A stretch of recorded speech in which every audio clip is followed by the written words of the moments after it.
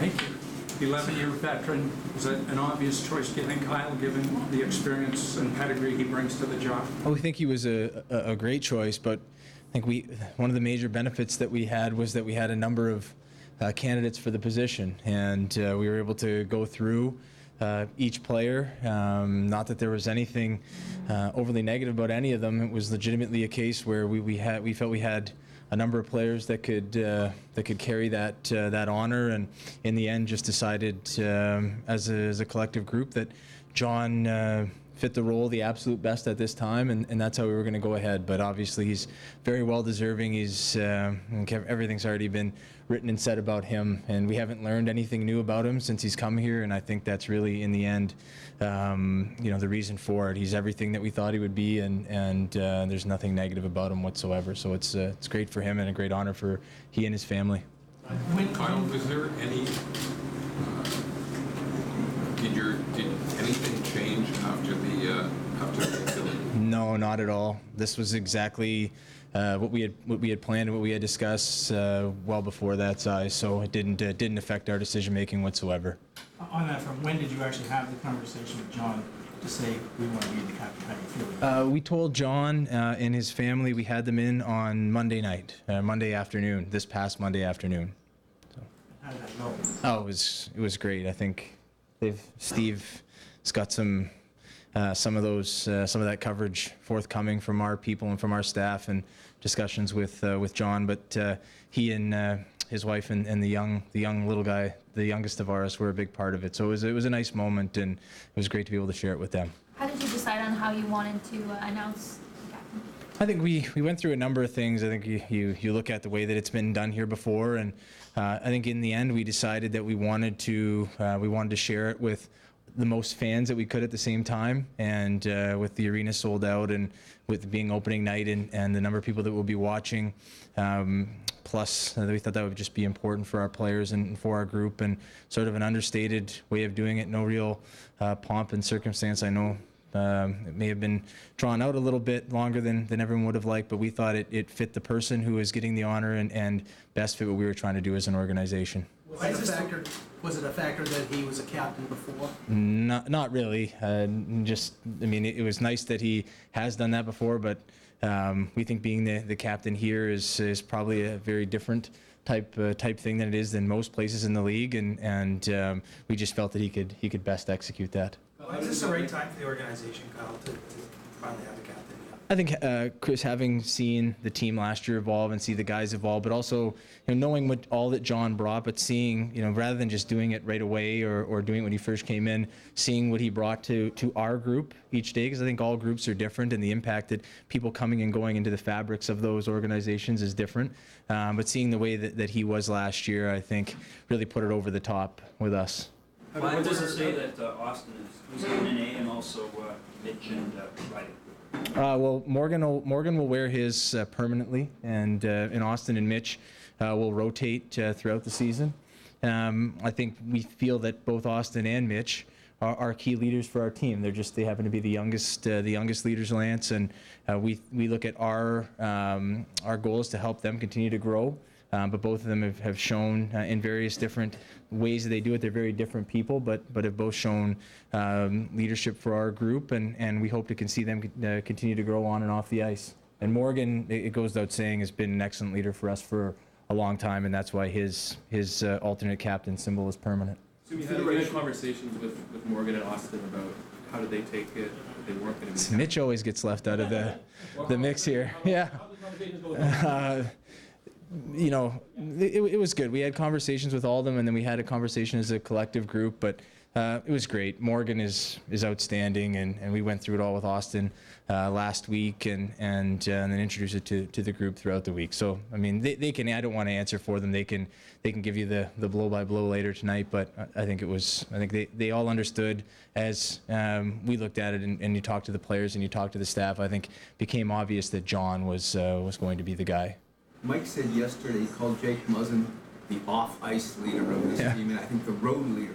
of this team. Why not him as one of the aides? We thought about that, Steve. I think when we look at our leadership group, we also, I mean, when I look at it, it also includes Muzzin, Hyman, and Fred Anderson. So when we meet with the leadership group of the team intermittently throughout the season and regularly, it also includes those three. So the 4 guys who got the official designations today, plus those 3 players as well. Jake has he's got a great personality. He's got a great way of socializing with everybody within the team and making them feel welcome and a part of it. He organizes a lot of the stuff that goes on, probably stuff that the players can better speak to than I can in my role. But he's been, after initially settling in here, he's been a big part, an excellent part of the group continuing to evolve, both with his experience and what he has bringing in from LA and with his personality in general, which we knew before. But he was, we considered all different things, but in the end just decided to go ahead with that. But those guys, the other 3 that I mentioned, Hyman, Muzzin, Anderson, are a big part of our leadership group as well. Kyle, in regards to Jason Spencer, there's some thought that maybe you and Mike are not on the same page regarding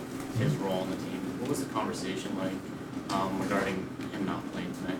Yeah, I think I would say that Mike and I are 100% on the same page.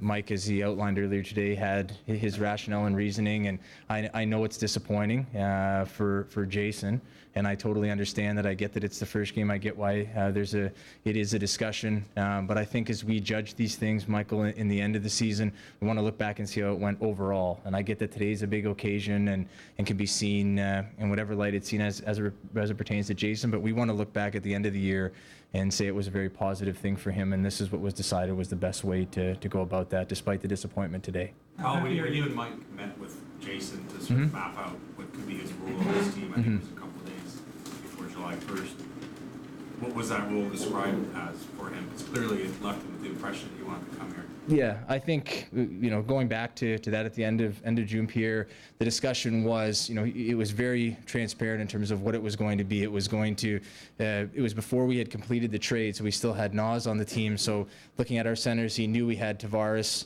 knew we had Matthews, knew we had Kadri at the time, and then that became Kerfoot. But it was laid out very clearly that those are what we had, and we saw his role as competing for that center spot on the 4th line, but also having the versatility to move to the wing, and such that he's done that a little bit in Dallas as well. So that was what it was laid out to be, and that remains the intention, and we'll continue to get him rolling here, and he'll be back at it on Friday. A couple of Marley's playing tonight, Timo and Sandin. Just your thoughts on their graduation process. Well, I think they've taken very different routes. Sandin came in, right out of junior from the Sioux. We weren't sure whether he was going to play on the Marlies last year or go back to Sault Ste. Marie. And then, he was outstanding for the Marlies, and then he's carried that through in the early portion of training camp. Timashov has had a very different route. It was battling to get in with the Marlies, and then sort of when you looked at the beginning of camp, he had to climb over a lot of guys through his performance in training camp to get here, and so he did a little bit of the harder way, per se. Rasmus just worked and worked to continue to impress, but it's always great when you see guys that take different journeys to get there, and we've got a team full of them, and we're going to, as everybody well knows, we're going to need players that are coming from all different avenues and through all different paths to be able to come up with our group and have success and continue to supplement what we have. And the focus of our organization will really now shift to development down there. So it'll be imperative for us, both in terms of our young players that are there and in terms of the players that you would see more as older depth guys. There's no real point to having him sit. Right. We'll have something here after the game with him, but we'll certainly. I agree with you. There is no reason for him to sit. So it was a good experience him here for a few days, and there were different implications of it. But we'll get him back up and rolling, and he'll go back into the role that he was with previously with the Marlies and their top pair, and just keep rolling along, keep developing. How do you like having a pros pro as your captain? I think what we all like about it, Steve, is that we like having a guy that, no matter, and I think everyone knows what it's like to play here and operate here. There's so much great about it, and you can also be a place where, because of the passion is so great from everybody, there's always something that's around the corner and going to come up, and someone that goes about his business and his habits the exact same way every day, so consistently, so calmly, I think sets such a great example for everybody in our locker room, not only in our locker room, but the whole organization. And that's really what we value in John. And you can call him a pro's pro, or there's so many different ways you can describe him and what he does. But we feel very fortunate and happy that he's in that role. Whether it's history, whether it's being in the spotlight, is it different to be a captain of the Toronto Maple Leafs or Montreal Canadiens than a lot of other places where both those things don't come into play? It's a probably, I mean, honestly, an easier thing for people in this room that have more experience in traveling to those places more than me's eyes to answer. I've never worked in any of those places. I can only speak to going around to them and seeing the way that they handle those types of things and talking to those teams and how they handle the captaincy. I just think with the passion in the city, I think there's probably more of those cities that you could add to that list, whether it's the Rangers, Bruins, the original 6 markets, and even some that have grown rapidly into great hockey markets, where being the captain of the team entails a little bit more. Both in terms of handling the passion of the fans and the amount of media and the way that thus what happens when a crisis hits and how that impacts it. It seems more, it just seems more impactful than maybe in other markets, but it's honestly probably a question that you all can answer with your experience in traveling around and seeing the impact in different places better than I.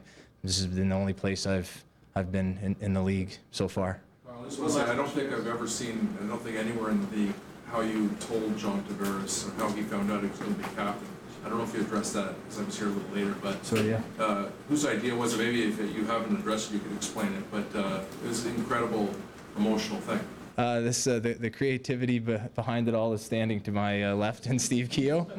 It was just a brainstorming session, and he came up with it and then handled the production and direction, and it was a great idea and a great moment. So that's where the credit is due. Steve Keogh and Leanne Henderson in our office, they handled it, and then Shani jumped on board. That is not my area of expertise at all. I was literally just given an assignment and execute it, and I tried not to screw it up. I don't know, Steve, what do you think? Thank you.